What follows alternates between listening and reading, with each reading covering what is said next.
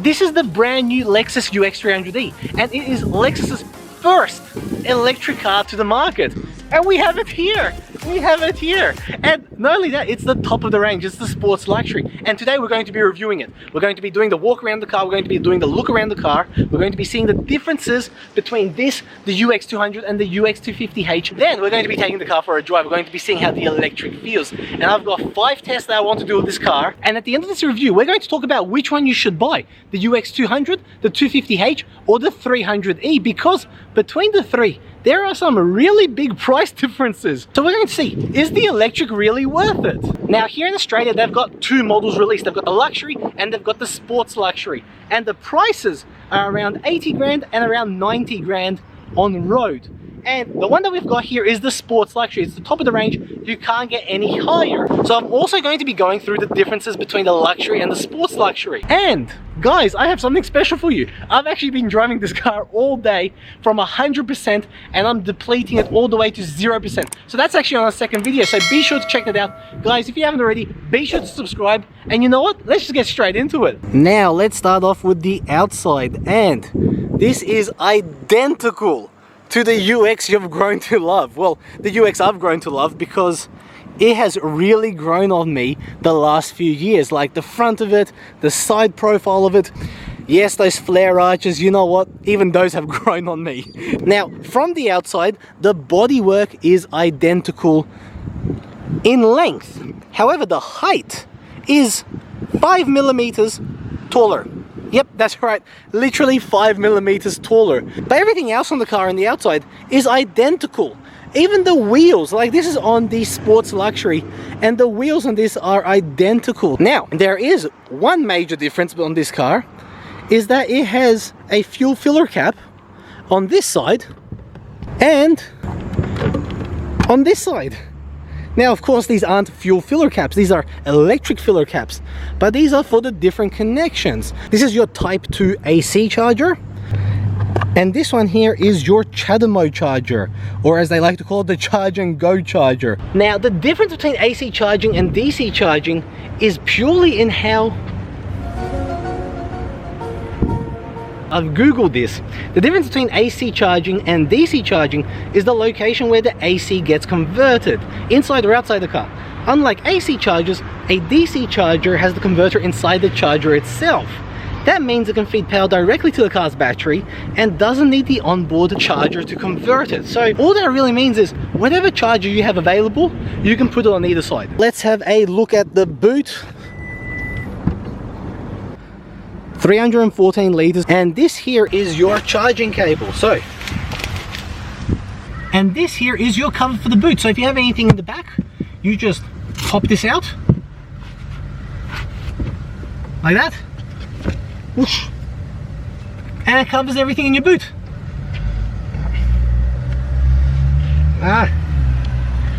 There you go. It's that easy. I never usually do that in the first try. Now the boot is of course fully electric and you can lock the car from the outside as well. Now let's have a look at the wheels. These are the wheels that come standard on the sports luxury. They're 18 inches, and as you can see, we are blessed with Michelin tires. They're actually incredibly nice on the road. From what I've heard, these are actually meant to be a little bit soundproof. Also, the wheel arches and inside the wheel arches has a lot of soundproofing material to make your drive in the car a lot quieter. And Lexus has gone to extreme lengths for soundproofing, like these windows here. These here are on the sports luxury, dual glazed. So you got one piece of glass, you got a second piece of glass, and you have a thin soundproofing material right in the middle of that to make it quieter in the cabin for you and your passengers. It's just amazing. It really is.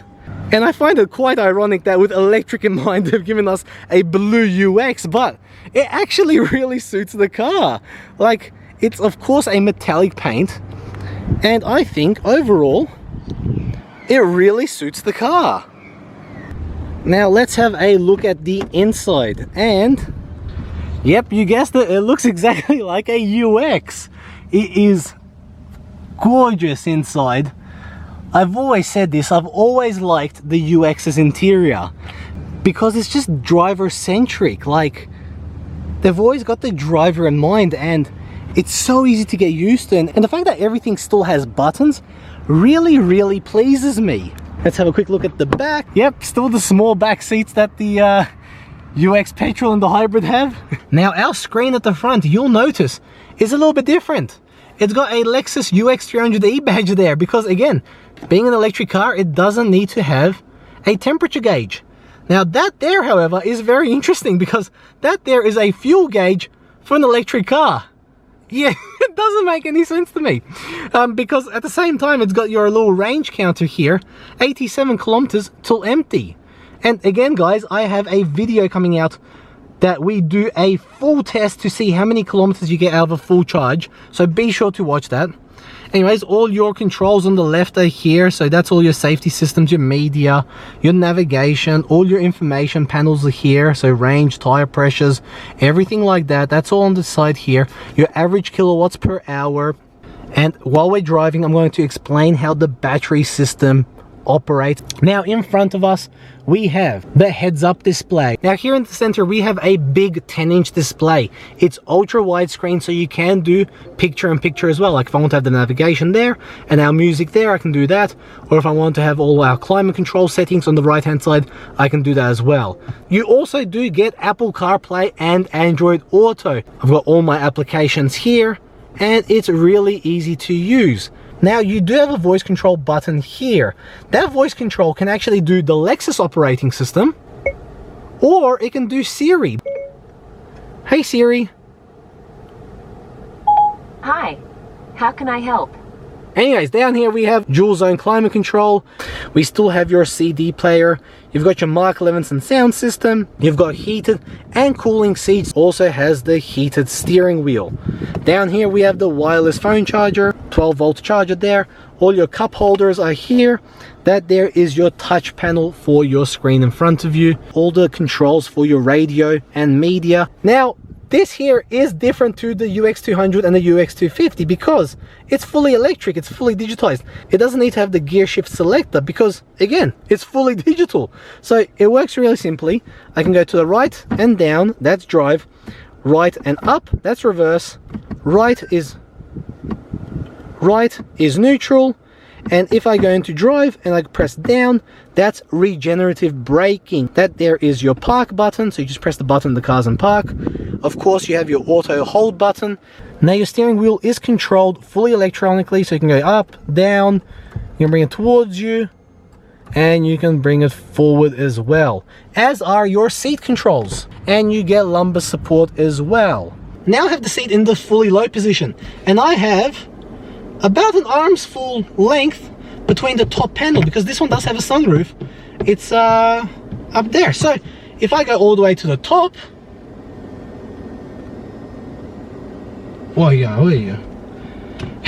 it can go pretty high up. And something I do love about the UX is you get plenty of leg room because that there goes all the way in. Now sitting in the back, I wouldn't say, oh, what's that, 3? That's not too bad for a small SUV. Let's sit in the middle, and what's that? 2, 3, yeah, 3 again. That's actually very impressive. However though, if you are sitting in the middle, you really have to be squished because the seating is really tiny. So it really is a 4-seater car, 5 seats if it has to be. But to be fair, you're probably not going to have 5 adults in the car. You're probably going to have a few kids in the back and they will fit just fine. Now at the back we also have 2 USB chargers. We have heated seats at the back as well, high and low. Now even though the car's dimensions are the same, and like I mentioned, it's 5mm taller than the UX200 or the UX250, inside dimensions are actually a little bit different. And you may not notice it at first, but when you're sitting, your legs actually sit a lot higher. That's because the batteries are mounted under the car, and that raises the floor of the back seats a rather large amount. 54mm to be exact, so that's about that much. And it may not be noticeable at first, but when you're sitting in the back and your legs are dangling because they can't actually rest on the seat, you do seem to notice it. And they've even got rid of headroom, so even though this is still pretty impressive for a small SUV, it's 6.6 centimeters shorter than the 200 or the 250. It's not that they've made this any lower, it's that the rear seats are now sitting higher because again, the batteries are under the car. So if you do have backseat passengers and they're taller than me and I'm 5'11", they may not be comfortable in the car, but otherwise, it's still not bad. And yes, all these seats do fold flat. Between the back there is a little bit of a hump, but either way, they all fold flat and you do get a massive boot. Now, between the luxury and sports luxury, there are 7 differences. The luxury gets 17-inch wheels, the sports luxury gets 18-inch wheels. The luxury gets single LED beams, the sports luxury gets triple LED beams. The sports luxury gets a sunroof as standard. With the luxury, you can't even option it. The sports luxury gets the 360 panoramic view monitors. The luxury only gets a rear camera. The heads-up display. The sports luxury gets the acoustic glass, which is your dual glazed windows. The luxury gets normal windows. And lastly, the sports luxury gets genuine leather seats, whereas the luxury only gets the new Lux. What's interesting though, is they both have heated and ventilated seating. Now, something I've noticed which neither car gets, seat memory. Where is it? I'm so surprised that the sports luxury doesn't get seat memory. Like, at 90 grand, I want seat memory. Anyways, let's take the car for a drive. Let's see how it feels. I've got 5 tests for this car, and we're going to come back and we're going to see, is it worthwhile buying the UX Electric? It's so quiet. I keep forgetting that it's not a hybrid. Like, I'm so used to driving the hybrid that I expect the engine to kick in, and it just doesn't. Like, it's always electric. It's actually an eerie feeling because you're like, at first you're like, what's going on? Oh, it's so funny. Anyways, let's talk about the engine in this car. And it's not an engine, it's a motor. And how motors work is they work on kilowatts per hour. Imagine it like a fuel tank. This car here has 54.3 kilowatts per hour. That's its entire fuel tank. And per 100 kilometers, it's determining how many kilowatts per hour it's using. So over here it says my total average is 19.4 kilowatts per hour per 100 kilometers. So if you do the maths, 19.4 kilowatts per hour per 100 kilometers, I've got a 54.3 kilowatt per hour tank. So I should get around 250 kilometers. Now, at the beginning of this day, it said 267. That sticker over there says 360 kilometers. That's a 100 kilometer difference. Where does it go? Where did it go? It's gone. I want my extra 100 kilometers. Now, to be fair, this car here is brand new, and I know with engines, the engine has to be run in to optimize fuel efficiency. Is it the same for electric? I couldn't tell you. I have no idea. But I'm hoping as this car wears in, the range will go higher, because it's a little bit disappointing to see 100 kilometers missing off the bat. But in saying that, I have this here, which is the presentation on the UX Electric. And here's where things get a little bit interesting. Now, this fuel gauge here on the right shows us our metaphorical fuel tank. At full charge, when it shows full, the battery is only ever at 95%. So 5% missing. At 50%, when the needle is showing half, the battery is actually at 45%. Stay with me, stay with me. And when you're at empty, you still technically have 20% battery left. So from top to middle, it drains 50% of the battery. From middle to empty, it drains 25% of the battery. And when you're at empty, you still have 20% left. How does that make any sense? Now, I've listened to the training, I've gone through everything, and they say this is to give drivers the extra kilometers, so in case they do ever get to empty, they can still get to a charger, or they can still get home or wherever. But 20% is a fair amount, and 20% would still be another 54 kilometers. And that's a fair amount. Like, so if I'm at empty, do I still have 54 kilometers to go? Let's say you still got another 20 kilometers of range when you're at empty. It's a good thing, because let's face it, there may be a day when you run it on empty, and instead of the battery getting fully depleted and you're stuck on the side of the road, the car can still keep going, and you can get to the charger, you can get home, and you can charge the car up. The fact that it's 20% really, I'd really love to try it one day, get it to empty and then drive another 50 kilometers. Because the anxiety I'd have would be through the roof. Now, part of the reason why Lexus never lets the battery top out, or doesn't let it bottom out, or tries for you to not bottom it out, is to preserve the battery life. The less it tops out and the less it bottoms out, the longer the battery can last. Now, in terms of power, this here has 150 kilowatts and 300 Newton meters of torque, which is a ton more than the petrol or the hybrid, which means this car can do 0 to 100 in 7.5 seconds, which is 1.2 seconds faster than the hybrid and 1.7 seconds faster than the petrol. It's quick, this car. And the craziest thing is, you don't hear it, and it's just like this eerie sensation which just like pushes you back in your seat and just goes like and that's on an uphill. It's amazing. Oh, it's so much fun. It's so much fun until you start feeling sick, and then it's not fun.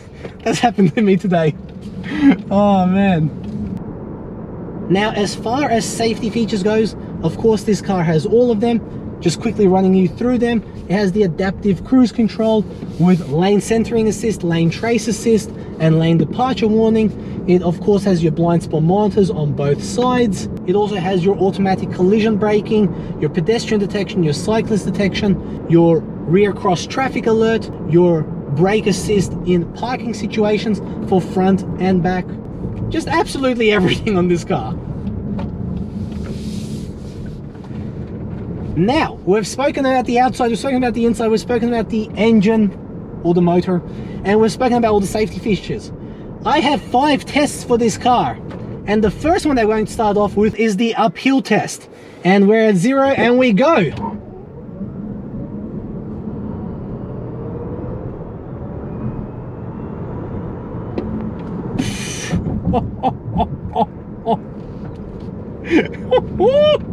That was quick. That was quick. Wow. So, from the same point that we started in the UX200 and ended in the UX200, this here got up to 84 kilometers per hour. Like, that's ridiculously quick. Like, I'm not sure if you noticed at the beginning, it was struggling for traction.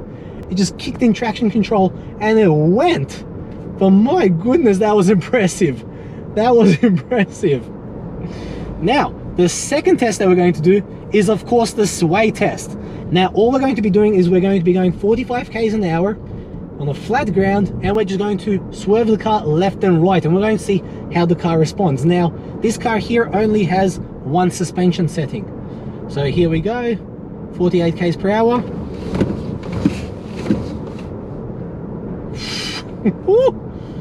That was incredibly impressive. Wait, let's try that one more time.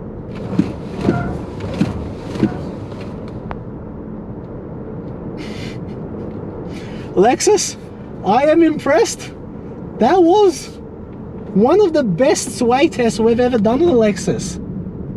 It was, how do I put it? Because this here is a fully electric steering wheel. So there's zero connection between this steering wheel and the wheels, but it still responds very direct, and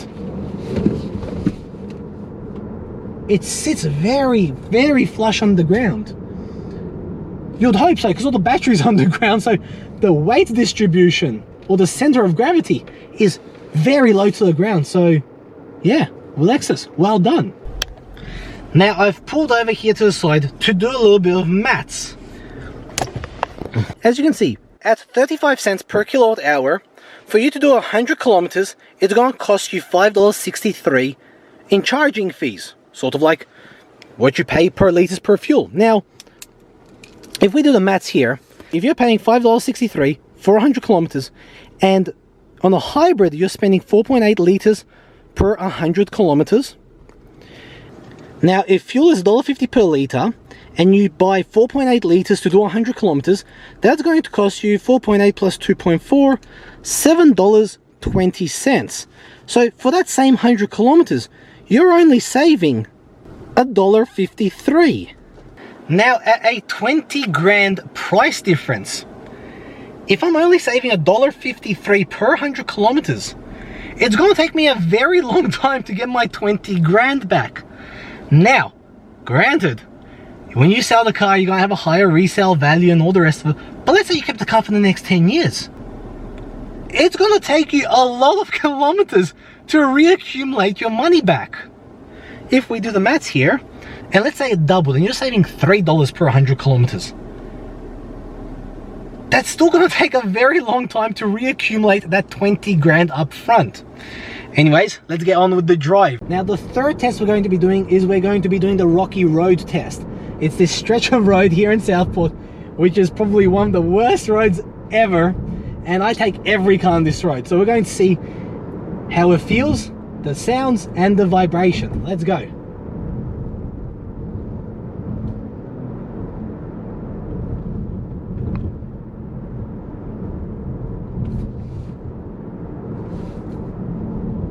I have to say,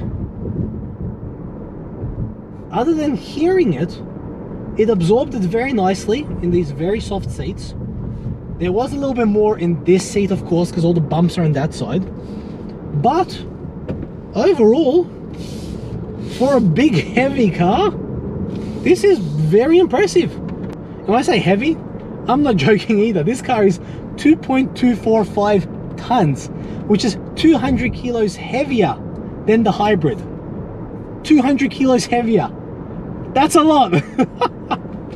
Now, the fourth test I recorded a little bit earlier, and now we're doing the highway test. And let's set cruise control on. Turn it on. Set. There we go, 100 k's an hour, and we're good. And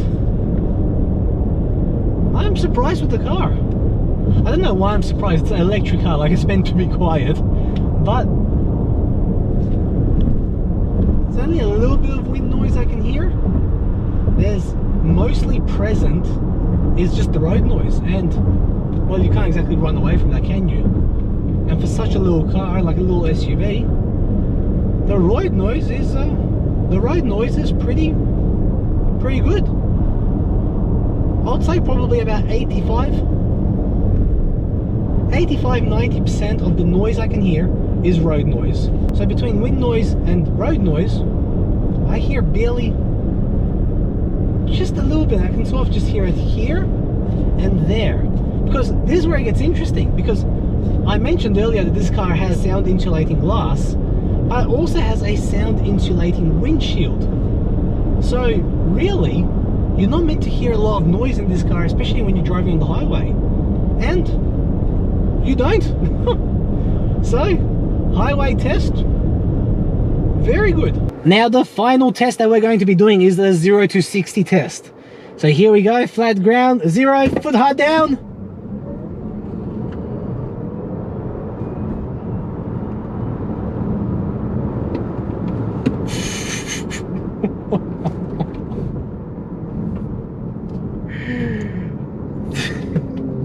It's impressive, like